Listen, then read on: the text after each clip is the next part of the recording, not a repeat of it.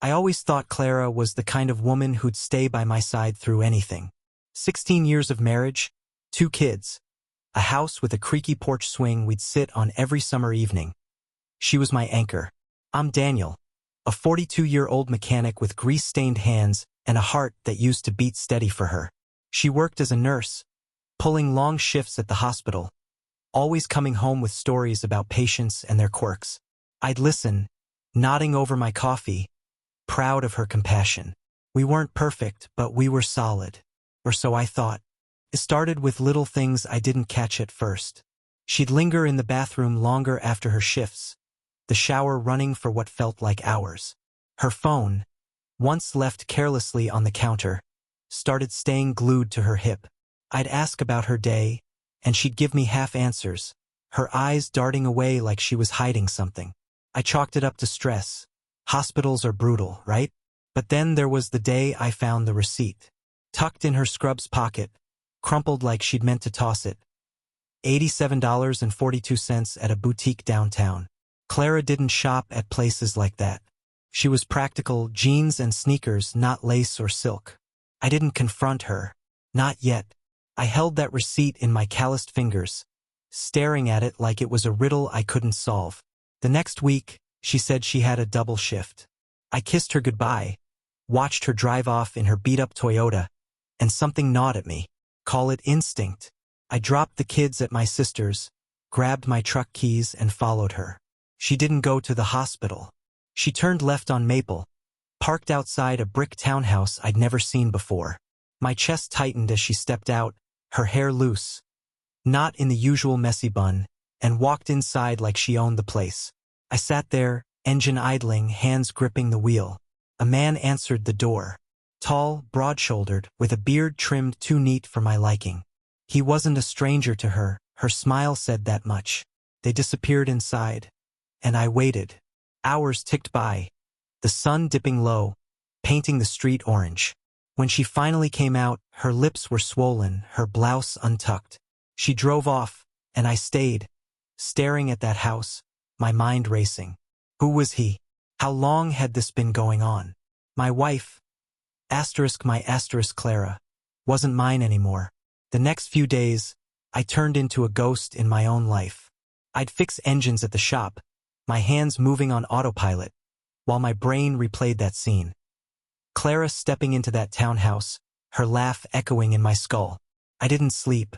I'd lie next to her at night, her breathing soft and even, and wonder how she could act so normal. She'd kiss my cheek in the morning, pack lunches for the kids, and hum some tune like nothing had changed. But everything had. I started watching her closer, every glance, every excuse. I dug deeper. Her phone was locked now, a passcode I didn't know. She'd never needed one before. I checked her work schedule pinned to the fridge. Nights she claimed doubles didn't match the hospital's online roster. Lies stacked up like bricks, walling me out. Then I found it. A text she forgot to delete on our shared iPad. Can't wait to see you again, Angel. Same time. No name, just a number. I punched it into my burner phone later, hands shaking. A man's voice answered, smooth and smug. Hey, you've reached Mark. Leave a message. Mark. The bearded bastard had a name. I drove back to that townhouse the next day, parked a block away, and watched. Mark came out. Mark Ellison, I learned later, a real estate guy with a flashy SUV and a grin that screamed money. He wasn't just some fling. He was her type, confident, polished, everything I wasn't.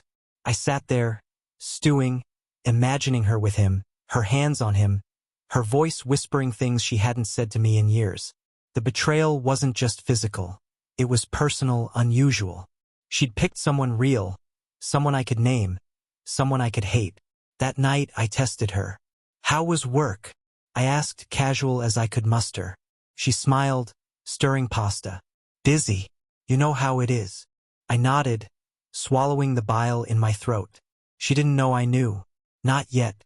But I was already planning. Something dark unfurling in me. This wasn't just about her leaving me behind. It was about her choosing him. A man who'd never know the weight of our life together. I wouldn't let it slide. I started tailing her more, piecing together her secret life. Mark's place wasn't the only spot. There was a motel on Route 9, a diner where they'd meet for coffee like some twisted date. She'd dress up for him, heels and lipstick, things she'd stopped bothering with at home. I'd watch from my truck, windows tinted, heart pounding like a drum. The way she'd lean into him, laughing, tore me apart. But the worst wasn't the closeness. It was the necklace. A thin gold chain with a tiny star pendant, glinting on her collarbone one night as she undressed. I hadn't given her that. I tracked Mark online. He was 38, divorced, no kids. His Instagram was public. Pictures of him hiking, sipping wine, living a life I couldn't touch. Then I saw it. A post from 3 weeks back, him at a beach, captioned with my favorite person. The photo was cropped, but I knew her hand, those chipped nails, that silver ring I'd bought her in '09. She'd been with him, not at some nursing conference like she'd told me. The lies were a web now, and I was caught in it, suffocating. I confronted her that night, subtle like. "Nice necklace," I said, pouring a beer. She froze, fingers brushing it. "Oh, this? Patient's family gave it to me." "Sweet. Huh." Her lie was smooth, practiced. I nodded, sipping my drink, letting her think she'd won. But inside I was boiling. She wasn't just betraying me. She was rewriting me out of her story, giving him the parts of her I'd earned. I started imagining revenge, not quick or petty, but something slow, something that'd make her feel the weight of what she'd done. The kids noticed the tension. "Why's Mom so jumpy?" my son asked one morning. I shrugged, ruffling his hair. "Work's tough. I wouldn't drag them into this, not yet. But Clara? She'd pay." I bought a small camera online, motion-activated, tiny enough to hide. I wasn't sure where I'd put it yet. Her car, our bedroom, somewhere she'd slip up. I needed proof, not just for me, but for what came next. The camera went in her Toyota, tucked under the dashboard. Took 3 days to catch her. She drove to Mark's, parked, and lingered in the car, talking on the phone. Her voice came through the footage later, clear as day. "Dan suspects something, but he's clueless. I'll handle it." My name sounded dirty in her mouth. She laughed, then added, "I love how you make me feel alive." Alive, like I'd buried her all these years. I watched that clip a dozen times, each word carving deeper into me. Mark greeted her at the door again, his arms sliding around her waist. They disappeared inside, and the camera caught nothing more. But I didn't need it, I knew. I started shadowing him instead. He had routines: gym at 6 a.m., coffee at a pretentious cafe, open houses on weekends. I learned his life, his weak spots. He wasn't just stealing her. He was flaunting it, living loud while I crumbled. At home, Clara kept up the act. She'd cook dinner, ask about my day, even reach for my hand once. I played along, smiling through the poison in my gut. But I was changing. I stopped eating much, lost 10 pounds in a month. My sister noticed, asked if I was okay. "Just tired." I lied. I couldn't tell her, not yet. I needed a plan, something cruel enough to match the hole she'd ripped in me. I started sketching ideas in a notebook I hid in the garage. Nothing physical, no bruises, no blood. That was too simple. I wanted her to feel it, to lose what she'd gained, to watch it slip through her fingers. Mark, too. They'd built something together, and I'd tear it down, brick by brick. The camera was just the start. I'd use their own words, their own moments, against them. The footage piled up. Clara at Mark's, Clara at the motel, Clara lying to my face about late shifts. I had hours of it now, her voice confessing things I'd never unhear. "You're my escape," she'd told him once, parked outside his place. Escape from what? Me? The kids? The life we'd built? I watched those clips late at night, the glow of my laptop the only light in the garage. Each one fueled me, hardened me. I wasn't just hurt anymore. I was angry, cold, ready. Mark's life came into focus, too. He wasn't perfect. His divorce had been messy. Court records online showed he cheated then, too. His ex-wife got the house, half his money. Clara didn't know that part, I bet. He'd painted himself as some prince, but he was a scavenger, picking at other people's lives. I dug deeper, found his business wasn't spotless either. Shady deals, complaints about overpriced listings, weaknesses I could use. At home, I kept the mask on. Clara started noticing my distance, though. "You okay, Dan?" she asked one night, her tone too sweet. I nodded, stirring my coffee. "Just thinking." She didn't press, but her eyes lingered, uneasy. Good. Let her squirm.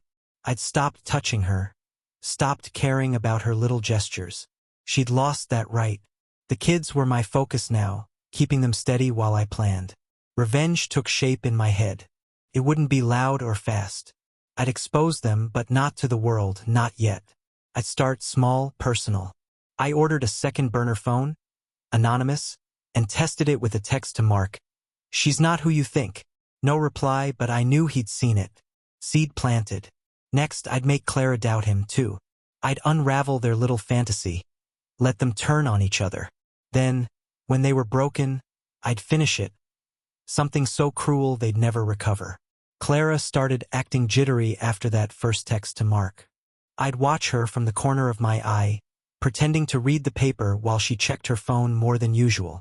She'd type quick replies, her brow creasing, then shove it back in her pocket like it burned her. I didn't know what Mark had said. Maybe he'd asked about the message, maybe he hadn't. But it was working. Doubt was a slow poison, and I just slipped it into their perfect little bubble. I kept my face blank, my voice steady, but inside I was grinning. This was only the beginning. I upped the game. Using the burner, I sent Clara a photo from the camera footage. Just a still of her Toyota parked outside Mark's. Timestamped. No words, no explanation. She found it while I was at the shop. I'd left the iPad open, the message synced there for her to see. When I got home, she was pale, stirring soup with a trembling hand. "You okay?" I asked, casual as ever. "Yeah," she mumbled. "Just a long day." Her eyes flicked to me, searching, but I gave her nothing. She didn't mention it, didn't dare. I let her stew in that silence, knowing her mind was spinning. Mark got another text that night. "Ask her about the necklace." I'd seen it in the footage, that gold star glinting as she laughed with him. He'd given it to her. I was sure now, but I wanted him to wonder if it meant more, if she'd lied to him about where it came from. I pictured him staring at his phone, that smug grin faltering. Good. Let him question her. Let them fray at the edges. I wasn't done digging either. I called in a favor with an old buddy, Pete, who worked at the county clerk's office. "Need some dirt on a guy named Mark Ellison," I said. Pete didn't ask why, just promised to look. The kids were my shield through all this.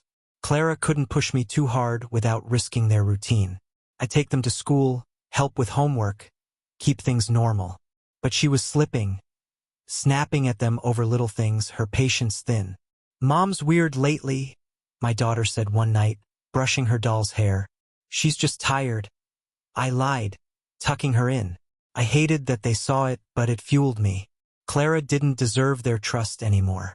I'd protect them when this all blew up, and it would soon. Pete came through a week later. Over beers at his place, he slid me a folder. "Your guy's a piece of work," he said. Inside were records, tax liens, a pending lawsuit from a client claiming Mark fudged property values. His real estate gig was a house of cards, propped up by charm and shortcuts. I flipped through, my pulse quickening. This was gold. Clara thought she'd traded up, but Mark was a fraud, teetering on ruin. I thanked Pete, tucked the folder in my truck, and drove home with a plan forming. Sharp, vicious, perfect.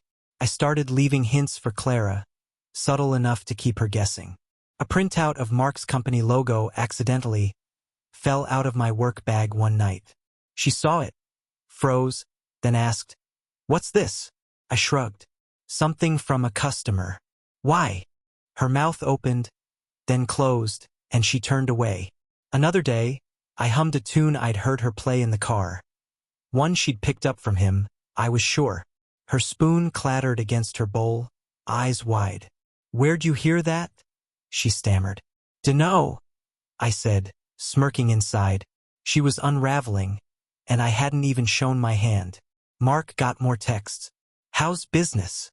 I sent, then, hope she's worth it. He blocked the number after that, but I had others. I mailed him an anonymous letter next. Typed, no trace, listing dates and times Clara had been at his place, pulled from the camera. I wanted him paranoid, checking over his shoulder. Meanwhile, I hacked her email. Her password was still our anniversary. The irony thick. There were messages from him, sappy and desperate. Miss you, Angel. When can you get away? I saved them all, every word a weapon I'd wield later. The tension at home thickened. Clara started avoiding me, staying late at the hospital even when she didn't have to. I let her think she was safe, that I was still the clueless husband she'd mocked on that tape. But I was building something bigger. Mark's ruin would be the start. His business, his reputation. But Clara's fall would be worse. She'd lose everything she'd chased, and I'd make sure she knew who took it away. I struck Mark first. Using a fake name, I emailed his biggest client, a developer named Greg Hensley, from the lawsuit docs. Attached were copies of the complaints Pete had found, plus a nudge. Thought you should know who you're dealing with. Greg replied fast, asking for a call. I didn't take it, didn't need to. 2 days later, Mark's SUV was gone from his usual open house spot. Word spread quick in his circles.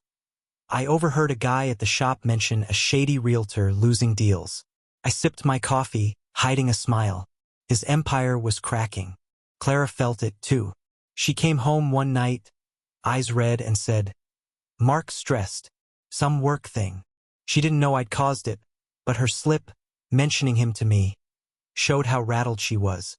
"That's rough," I said, flipping a wrench in my hand. She nodded, distracted, and I let her ramble about him, every word tightening the noose. She was so deep in her lie she didn't see me pulling strings. I waited till she slept, then checked her phone. She'd changed the code, but I'd seen her type it once. His birthday. Pathetic. More emails from him.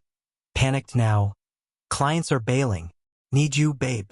I fed her doubt next. I found an old photo of Mark with his ex-wife, public from his Instagram archives, and left it on the kitchen counter, casual-like. "This guy looks familiar," I mused aloud. Clara's face went white. "Where'd you get that?" she snapped. "Shop customer dropped it." I lied. She snatched it, crumpled it, but the damage was done. That night, she called him. I heard her through the vent, voice sharp. "You said you were done with her." He'd lied to her, too. I leaned back in my chair, savoring it. They were turning on each other just like I'd planned. The kids were my only pause. My son asked, "Why's Mom crying?" I hugged him, said, "Grown-up stuff, bud." I hated that they'd get hurt, but Clara had chosen this. I'd shield them as best I could when the end came. For now, I kept pushing. Mark's fall was halfway there, and Clara's was next. Mark's business tanked fast after that. Another anonymous tip to a local reporter. Some kid eager for a scoop spilled his shady deals into a blog post. It wasn't front-page news, but it hit his network hard. His open house signs vanished, his SUV got repossessed. I saw the tow truck myself, parked a block away, grinning like a fool. He was bleeding money now, and Clara knew it. She started coming home late, distracted, her excuses flimsier. "Patient needed me," she'd say, but her scrubs smelled like his cologne, not hospital antiseptic. I hit her harder. Using her email, I forwarded Mark's old messages to herself, ones where he'd bragged about handling his ex, flirting with other women mid-divorce. She'd see them as new, think he'd sent them by mistake. When she stormed out that night, keys in hand, I knew she was headed to confront him. I followed, parked far enough back, and watched her bang on his door. He opened it, shirtless, yelling back. She threw something, the necklace, I think, and left, tears streaming. I stayed still, letting her drive off, letting him slam the door. Their paradise was ash now. At home, she locked herself in the bathroom, sobbing. I knocked once, fake concern in my voice. "Clara, you okay?" she muttered. "Leave me alone." I did, but I listened. Her on the phone, voice cracking. "You lied to me, Mark." He was begging, I could tell, but she hung up. I sat in the garage, replaying the camera clips, their breakup my soundtrack. She thought this was the worst of it.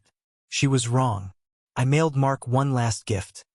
A USB with the footage, her car, her lies, her with him. No note, just the files.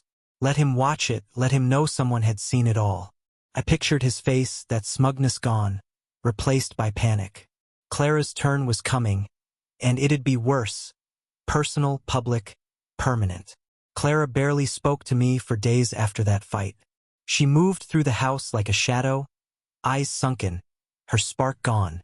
I kept up the act, breakfast for the kids, small talk about the weather while she withered. Mark had stopped calling. I checked her phone again, his number absent. He was done, broken by his own mess and my nudges. But I wasn't satisfied.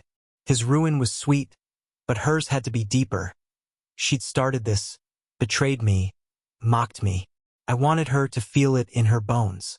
I leaked the footage next. Not all of it, just enough. A clip of her laughing with him, parked outside his place, went to her hospital's HR department. Anonymous, with a note. Is this your nurse's professionalism? Another to her sister, Lisa, who'd always judged me. Thought you'd want to know. Lisa called her that night. I heard Clara yelling through the bedroom door. It's not what it looks like, but it was, and Lisa knew it. The hospital put her on leave 2 days later. Pending review. She came home crying, blaming rumors. But I just nodded, stirring my coffee. Her friends got photos, still frames from the motel, her car unmistakable. Texts poured in. She'd silence her phone, but I'd hear her muttering, "How do they know?" I'd shrug when she asked me, playing dumb. People talk, I guess. Her world was shrinking. Work, family, friends, all peeling away. She'd sit on the couch, staring at nothing, while I planned the final blow. The kids sensed it, stayed quiet, and I hated that, but she'd forced this. I saved the best for last. Her nursing license, her pride, her identity was my target now. I had evidence, real and twisted, ready to send to the state board. She'd lose everything she'd built, everything she'd thrown me away for. And when she did, I'd stand there watching, letting her see who'd done it. Clara's suspension from the hospital hit her hard. She'd shuffle around the house in her robe, hair unwashed, muttering about fixing this. I'd catch her on the phone with HR, pleading, promising it was a misunderstanding. She didn't know I'd sent the clip. Her laughing with Mark, time-stamped during a shift she'd claimed. The hospital didn't care about her excuses. They saw a liability. I watched her crumble, offering fake sympathy. That's rough, babe. Need anything? She'd shake her head, eyes dull, and I'd turn away, hiding the satisfaction curling in my chest. Mark was a ghost now. His real estate license was under review. Another tip from me, this time to the state board with his lawsuit records attached. His phone was disconnected. His townhouse had a for sale sign, crooked and desperate. I drove by once, saw the weeds choking his yard, and felt a grim thrill. He'd lost it all, money, status, her. But Clara's fall was my real prize. I'd saved the heaviest blow for her. Something she'd never see coming. Something that'd strip her bare. I started on the kids' end next. Not to hurt them, never that, but to cut her off. I told my sister the truth, showed her the footage. She gasped, hugged me, promised to help. Take the kids for a while, I said. Clara's not stable. She agreed, and I packed their bags, told them it was a fun sleepover. Clara barely noticed, lost in her fog. When she did, she snapped, "Why were they gone?" I shrugged. They need a break. Her mouth twitched, but she didn't fight. She was too weak now, and I was tightening the noose. The nursing board was my next move. I'd collected everything, her emails, the footage, schedules proving she'd skipped shifts for him. I forged a complaint posing as a concerned coworker and mailed it with a USB of her lies. It wasn't just about the affair. It was negligence, abandonment of duty. They'd investigate and she'd lose her license, her lifeline. I pictured her face when the letter came, the realization sinking in. I'd be there, watching, letting her connect the dots. The board moved faster than I'd expected. 2 weeks later, a thick envelope arrived, stamped with their seal. Clara tore it open at the kitchen table, her hands shaking. I leaned against the counter, sipping coffee, pretending to scroll my phone. "What's that?" I asked, voice flat. She didn't answer, just stared at the pages, her breath hitching. "They're reviewing my license," she whispered. "Someone filed a complaint." Her eyes darted to me, wild, searching. I met them, blank as stone. "That's crazy," I said. She nodded, but doubt flickered there. "Good. Let it grow." She called her union rep, pacing, voice shrill. "I didn't do anything wrong." I listened from the garage. The door cracked as she spun her story. Overtime, stress, a mix-up. But the evidence I'd sent was ironclad. She hung up, sobbing, and I slipped back inside, casual as ever. "Bad news?" I asked. She glared, mascara streaking her cheeks. "Someone's out to get me." I nodded, slow and deliberate. "Sounds personal." Her lips parted, but she didn't speak. She was starting to see it, the shadow of me behind it all. The kids stayed with my sister longer. I told Clara it was better this way. She was too distracted. She fought at first, yelling, "They're my kids too." But I stayed calm, cold. "You're not yourself, Clara. They deserve better." She backed off, defeated, and I saw the guilt eating her. Her friends had ghosted her. Her sister wouldn't call back. And now the kids were gone. Her world was a husk, and I'd hollowed it out, piece by piece. I leaked more, photos to her old nursing school classmates. Her reputation shredded in whispers. She'd check her email, find nothing but silence, then slam her laptop shut. I'd hear her muttering, "Who's doing this?" I didn't answer, just kept my routine: work, coffee, silence. The board's investigation was the ticking clock, and I waited, patient, for it to strike. The hearing date came fast. Clara dressed up for it, her old nurse slacks, a blouse ironed stiff, trying to reclaim who she'd been. She left without a word, and I followed, parking outside the state office. Through the glass doors, I saw her sit, hands clasped, facing the panel. I didn't need to hear it. I knew what they had. My complaint, the footage, her lies laid bare. She came out 2 hours later, face ashen, clutching a folder. I drove home before her, waiting. She walked in, dropped the folder on the table, and sank into a chair. "It's over," she said, voice hollow. "They revoked it. My license gone." I set my wrench down, slow, deliberate. "That's awful," I said, no warmth in it. She looked at me, eyes narrowing. "You don't even care, do you?" I shrugged. "I care about the kids. You made your choices." She flinched, and I saw it click. Suspicion turning to certainty. "Did you?" she started, but I walked out, leaving her with the question. That night, she confronted me. "It was you, wasn't it?" she yelled, slamming her hand on the counter. "The photos, the complaint, all of it." I turned, met her gaze, and smiled, just enough to chill her. "You think I'd waste my time on you?" I said. She stepped back, trembling, but she knew. I didn't confess. Not yet. But the truth hung there, heavy and sharp. She stormed off, locked herself in the bedroom, and I sat in the dark, savoring it. The kids came home the next day. I told my sister to prep them. Mom was sick, needed space. They hugged Clara, but she was distant, broken. I cooked dinner, played normal, while she sat silent, staring at her hands. Her life was ash. Job gone, friends gone, family fractured. I'd taken it all, and she knew who'd lit the match. Clara tried to fight back, but it was pitiful. She hired a lawyer. A cheap one, all she could afford now, claiming defamation, harassment. She didn't name me, couldn't prove it, but I saw the papers she left out. I laughed, quiet, when she wasn't looking. The lawyer called me once. "Fishing. Know anything about this?" I played dumb, said, "She's been off lately. Maybe it's guilt." He hung up fast. Her case went nowhere. My tracks were clean, my moves untraceable. Mark reached out to her then. I saw the text on her phone. New number. Begging, "I'm sorry. Let's fix this. She didn't reply, just deleted it, but I sent him one last gift anyway. A letter, typed with a single line. She lost everything for you. Enjoy it. I mailed it to his old address, knowing it'd find him eventually. Let him choke on that. Clara didn't deserve his pity. She'd chosen him, and I'd made them both pay. The kids started asking questions. Why's Mom so sad? My daughter whispered one night. I hugged her.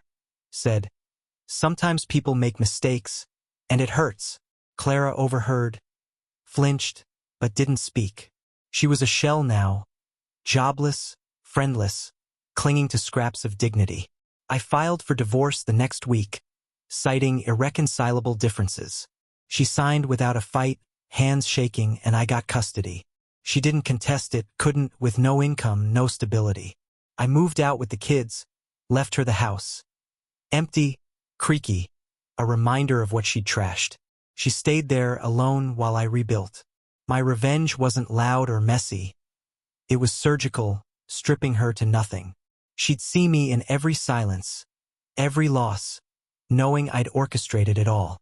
Months later, I heard she'd moved, sold the house for cheap, took a job waitressing in some diner an hour away. My sister saw her once, said she looked older, thinner, her eyes dead. I nodded, said nothing. Mark was gone, too bankrupt, last seen in a rented trailer upstate. They'd crashed separately, their little fantasy a pile of rubble I'd kicked over. I didn't gloat, didn't need to. The kids thrived with me, school plays, soccer games, a new house with a porch swing we built together. Clara called once, voice small. Dan, I'm sorry. I let the line hum, then said, you should be, and hung up. She didn't try again. I'd won. Not with fists or shouts, but with patience, precision, cruelty she'd never forget. She'd betrayed me with a real man, a named face, and I turned their world inside out. They'd live with it forever while I moved on, whole again.